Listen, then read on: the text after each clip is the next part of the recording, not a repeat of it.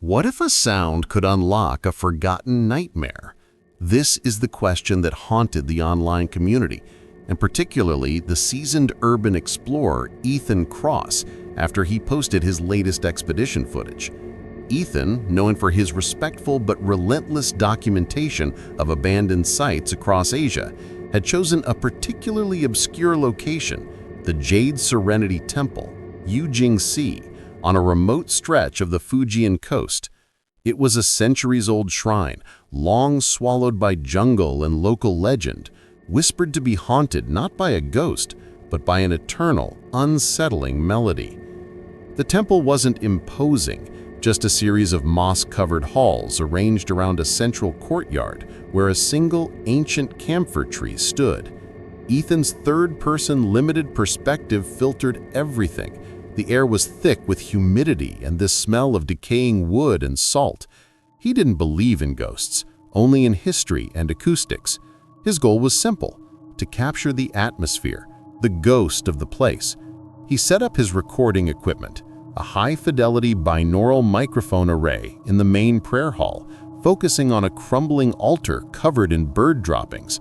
Just the sounds of the wind and the jungle, maybe a few bats, he thought, adjusting the mic sensitivity. But as the sun dipped and the dense coastal fog rolled in, something changed. Ethan reviewed the first 2 hours of audio back at his temporary base, a cramped, rented room in a nearby fishing village. It was unremarkable until the 2:47:12 mark. It wasn't a thump, a howl, or a moan. It was a voice. At first, I thought it was just residual sound bleed, Ethan later recounted in an analytical breakdown accompanying his video. Maybe a fisherman singing out on the water, amplified by the sea mist. But the pitch, the quality, it was too pure, too close, yet completely isolated from the expected environmental noise. The sound was a single, sustained female vocal, a clear, beautiful, yet profoundly mournful shung vocalization, characteristic of classical Chinese opera, perhaps kunqua. It had a strange, resonant quality, as if the entire stone structure of the temple were acting as a massive instrument, vibrating only with her voice. Ethan had been nowhere near the temple at that time, and the building was miles from any village. The song itself was brief, lasting maybe 45 seconds, rising to a chilling crescendo, and then abruptly cutting off, leaving an absolute, unnerving silence that was thicker than before.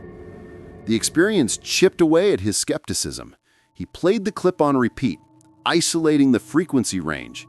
It was centered around 432 Hz, often considered a naturally harmonious frequency, but woven into it was a secondary, very low-level harmonic around 19 Hz, infrasound, a frequency near the human hearing threshold, known to cause feelings of anxiety, dread, and even visual disturbances. Ethan's research led him into the local archives, confirming his chilling suspicion that the sound was not random. He discovered the temple had been dedicated to the goddess Mazu, but a secondary, more obscure legend was attached to it, the tale of Lady Lin. Lady Lin was said to have been a renowned opera singer during the late Ming Dynasty. Her voice was considered a gift from the heavens, capable of moving emperors and calming storms. She had performed at the Jade Serenity Temple. However, she tragically lost her voice and subsequently her life in a fire that swept through the temple's performance annex. The legend claimed her final perfect note, the crescendo of her favorite opera, The Lament of the Serene Jade, was captured by the temple's ancient stones, destined to repeat only when the temple was perfectly still and the humidity was just right. Ethan's research led him into the local archives, confirming his chilling suspicion that the sound was not random.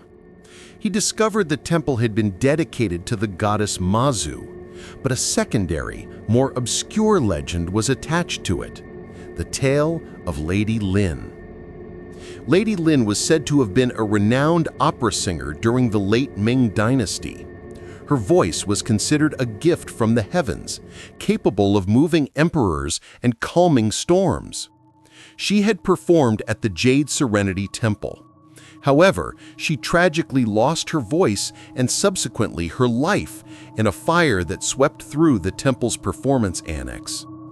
The legend claimed her final, perfect note, the crescendo of her favorite opera, the lament of the serene jade, was captured by the temple's ancient stones, destined to repeat only when the temple was perfectly still and the humidity was just right. This historical detail turned the recording from a mere acoustic anomaly into a terrifying narrative. Ethan wasn't recording wind or bats. He was potentially recording the final, agonizing echo of a dead woman's soul, amplified by a forgotten building and coupled with an anxiety-inducing, near-inaudible frequency. He decided to return, but this time he brought a dedicated infrasound monitor. Ethan Cross never returned to the Jade Serenity Temple. The footage he recovered, particularly the final, terrifying audio clip, quickly went viral. The sound of the temple song was analyzed by audio forensic experts, musicians and occultists alike. The consensus was a mixture of scientific and supernatural. Experts confirmed the existence of the dual frequencies, the pure, classical operatic vocal, and the deeply unsettling infrasound component. Musicologists identified the melody as almost certainly belonging to the lost opera The Lament of the Serene Jade. But no one could explain the final, desperate word, Jiao. Was it a mistake in the spectral echo? A harmonic misfire? Or was it the genuine, final, non-operatic scream of a soul trapped between the layers of history and stone? Ethan, pale and visibly shaken in his final address to the camera, stated he had found his limits. It's not a recording of a ghost.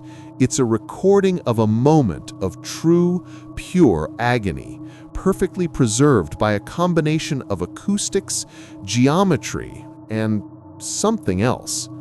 It feels like listening to someone drown 1,000 years ago. The video's comment section exploded with theories. It's just a unique acoustic standing wave amplified by the sea cave beneath the temple, the rationalists. She's calling for help. The temple is her prison. The music is the cage, the paranormal believers. The infrasound is causing mass anxiety in listeners. It's a self-propagating legend. The skeptics. The truth of the echoing temple song remains buried in the moss-covered stones of the Fujian coast. It stands as an enduring mystery, a beautiful, haunting piece of music that, if you listen too closely, might just play the song of your own unraveling. The question remains, are you brave enough to listen to the song that might drive you mad?